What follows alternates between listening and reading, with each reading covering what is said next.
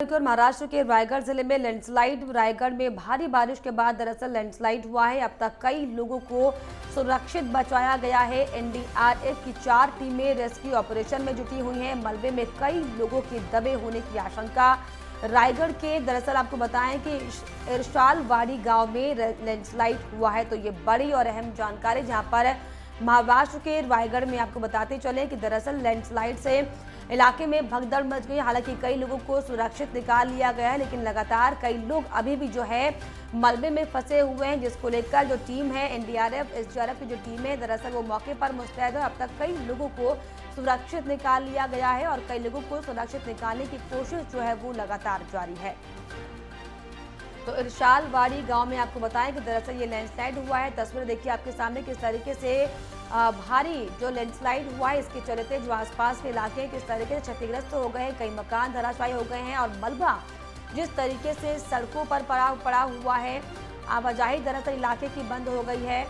और लगातार एनडीआरएफ और एसडीआरएफ की जो टीमें हैं वो दरअसल मौके पर हैं।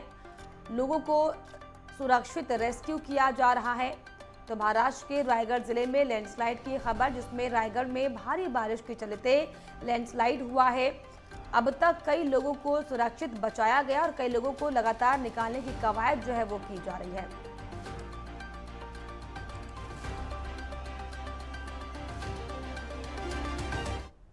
एक और बड़ी खबर, मुंबई महाराष्ट्र में बारिश ने तबाही मचाई है। आपदा नियंत्रण कक्ष पहुंचे डिप्टी सीएम खालापुर के पास। दरअसल इरशालगढ़ में लैंडस्लाइड हुआ है। डिप्टी सीएम ने राहत बचाव कार्यों का जायजा लिया है। तो ये बड़ी और अहम जानकारी, क्योंकि जिस तरीके से लगातार महाराष्ट्र के जो कई इलाके हैं आपको बताएं कि बाढ़ की चपेट में, और इसी कड़ी में जिस तरीके से जिन इलाकों में जो बारिश ने तबाही मचाई हुई है, इसको लेकर लगातार इस पर सरकार की नजर बनी हुई है। और इसी कड़ी में आपको बताएं कि दरअसल डिप्टी सीएम ने जाकर मौके का मुआयना किया है।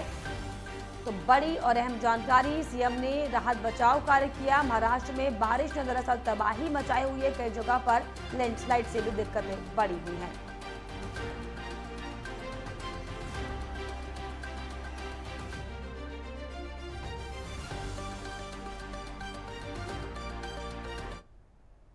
और इस पर खास जानकारी के लिए हमारे सहयोगी ब्यूरो चीफ जो है विनोद ओझा जी जुड़ गए। विनोद जी, जिस तरीके से जो महाराष्ट्र में बाढ़ का कहर देखने को मिल रहा है, कई जगह पर जो है लैंडस्लाइड हो चुका है, लोगों को सुरक्षित निकालने की कोशिश जारी है और कई जगह पर आफत लगातार बरपी हुई है, क्या कुछ ताजा अपडेट निकल कर आ रहे हैं इन तमाम चीजों से?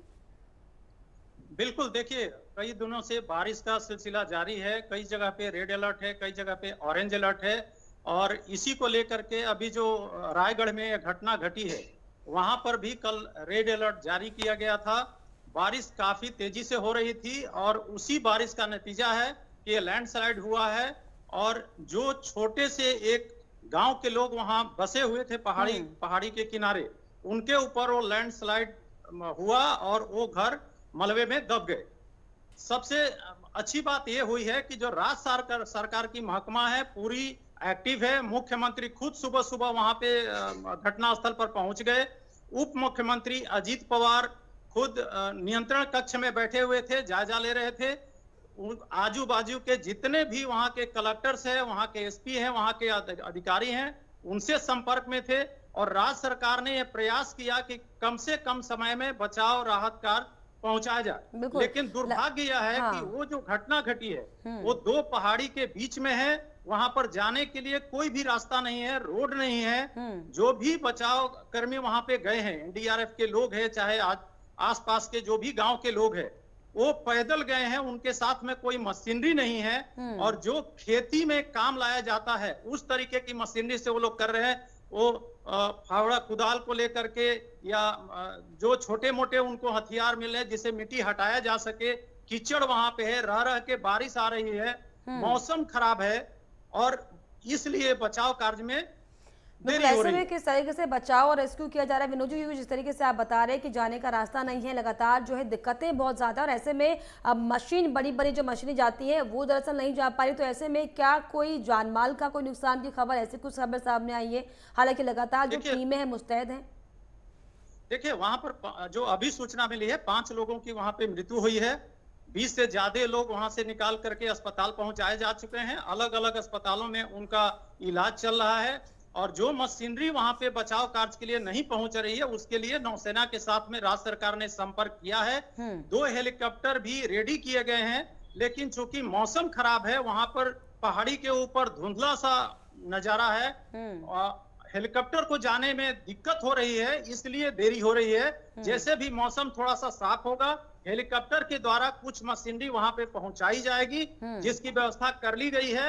लेकिन जब तक मशीनरी पहुंचती नहीं है, तब तक बचाव कार्य में देरी हो रहा है और जो लोग मलबे के नीचे दबे हुए हैं, उनको निकालने में देरी हो रही है। हालांकि मुख्यमंत्री स्वयं घटनास्थल पर मौजूद हैं, महाराष्ट्र सरकार के कई मंत्री वहां पर मौजूद हैं, पूरे अधिकारी वहां पर मौजूद है। बिल्कुल, लोग जिस तरीके जितना से आपने कर बताया सकते हैं, विनोद जी की बचाव कार्य में दरअसल देरी हो रही है, तमाम जो है दुविधाएं सामने आ रही है। ऐसे में क्या सरकार की तरफ से कोई प्रतिक्रिया इसको लेकर आई है कि किस तरीके से कामों में तेजी ला पाए, किस तरीके से फटाफट रेस्क्यू किया जाए? और जो 5 लोगों की जो मृत्यु हुई आपने बताया, क्या उनको लेकर कोई मुआवजा राशि का ऐलान किया गया सरकार की तरफ से?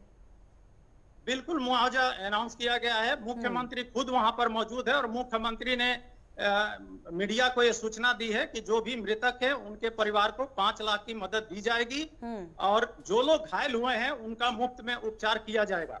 लेकिन देखिए, सबसे चैलेंजिंग ये है कि जो लोग दबे हुए हैं, उनको कितना जल्द से जल्द वहां से निकाला जाता है, क्योंकि मशीनरी के अभाव में काफी देरी हो रही है। रह रह के बारिश भी हो रही है, मौसम भी खराब है, तो उसमें देरी होगी और ये आने वाले समय में देखना होगा कि कितने लोगों को सुरक्षित निकाला जाता है और भी ज्यादा कैजुअल्टी होती है। बिल्कुल, जिस तरीके से विनोद जी हम तस्वीरों में भी साफ तौर पर देख पा रहे हैं कि जो मकान ढह गए हैं, वाकई जो है तबाही का मंजर साफ तौर पर तस्वीरों में हम देख पा रहे हैं। ऐसे में क्या कुछ रेस्क्यू टीमें कह रही हैं, क्या कुछ जिला प्रशासन कह रहा है? क्योंकि लगातार आप ये बता रहे हैं कि बेहद ज्यादा दुविधाओं जो है वो दुविधा सामने आ रही है उनको रेस्क्यू करने में। ऐसे में जिला प्रशासन की तैयारी क्या कहती है? देखिए लता, वहां पर एनडीआरएफ के 60 से ज्यादा कर्मी काम कर रहे हैं।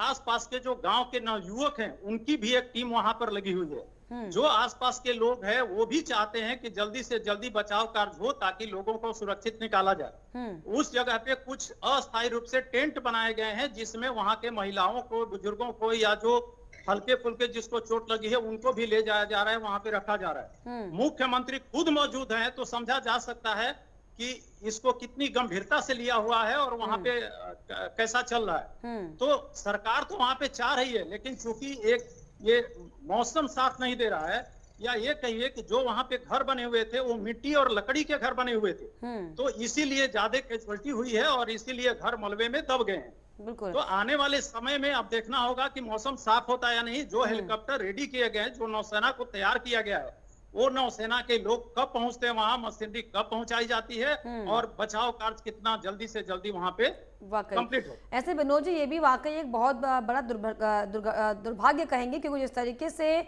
एक और तो जो स्थानीय प्रशासन है, सरकार है, उनकी नाकामी की साफ तौर पर दिखाई पड़ती है, और दूसरी तरफ जब इस तरीके से आपदा अगर आ जाती तो आप सोचिए, हालांकि तस्वीरों में हम ये देख पा रहे हैं कि पूरा खुला मैदान है, लेकिन फिर भी एरिया इस तरीके से कंजस्टेड है, या फिर सुविधाएं वहां तक ये नहीं पहुंच पाई कि कोई भी मशीनरी वहां तक जा पाए अगर कोई दुविधा या फिर आपदा या फिर ऐसी कोई समस्या अचानक आन पड़ती है। ये दुर्भाग्य समझे प्रदेश के और जो जिस इलाके में लोग रह रहे हैं, क्योंकि तमाम दावे वादे तो किए जाते हैं, लेकिन धरातल पर तब सामने आता है जब कोई आफत आन पड़ती है। लता, देखिए दुर्भाग्य यह है कि जो ये अधिकारी लोग होते हैं, जो शासन के लोग होते हैं, नियम कानून को कोई भी मानता नहीं है। ये हिल स्लोप है, पहाड़ी के किनारे बसना, घर बनाना, रहना वर्जित है, लेकिन ये प्रशासन के लोग उस समय ध्यान नहीं देते। आप देखते रहोगे, कई अतिक्रमण की घटनाएं घटती है, लोग अतिक्रमण करते हैं, कहीं भी घर बना लेते हैं, कहीं भी रह जाते हैं, और ये शासन के लोगों के जानकारी में होता है, लेकिन उस टाइम में कोई भी अधिकारी इसके ऊपर कार्रवाई नहीं करता है, इसके ऊपर कोई भी कानूनी कार्रवाई नहीं की जाती है। लोग अनदेखा करते हैं और उसका नतीजा है कि ये जो आज घटना घटी है, वहां पे रास्ता नहीं है। एक एम्बुलेंस तो छोड़िए, दूर की बात है, जेसीबी जैसा गाड़ी वहां नहीं जा सकती है, तो आप समझ सकते हैं कि वो कितना रास्ता डिफिकल्ट है और कैसे जगह पे वो लोग रह रहे थे। और आज उसी की वजह से हेलीकॉप्टर की तैनाती हो रही है। मौसम खराब है, धुंधले मौसम में हेलीकॉप्टर नहीं जाता है, तो राज्य सरकार कितना ही चाहे, क्योंकि मुख्यमंत्री खुद वहां पर मौजूद है, फिर भी असमर्थ है कुछ मदद करने में, क्योंकि वहां रास्ता ठीक नहीं है या वहां का मौसम ठीक नहीं है। तो बिल्कुल। ये तो पहले एक वाकई जो ये साफ प्रिवेंटिव तौर पे मेजर्स लेना दर्शाता चाहिए है वो विनोद जी अधिकारियों की को करना भले ही चाहिए। महाराष्ट्र की राजनीति में बड़े बड़े बदलाव जरूर होते रहे, सरकारें आती हैं जाती, लेकिन जो हालात जमीन पर बने हुए वो जस के तस बने हुए, जो कि वाकई बेहद ज्यादा शर्मनाक है और बेहद ज्यादा दुर्भाग्यपूर्ण है। बहुत शुक्रिया आपका विनोद जी, तमाम जानकारियों के लिए, तमाम बातचीत के लिए।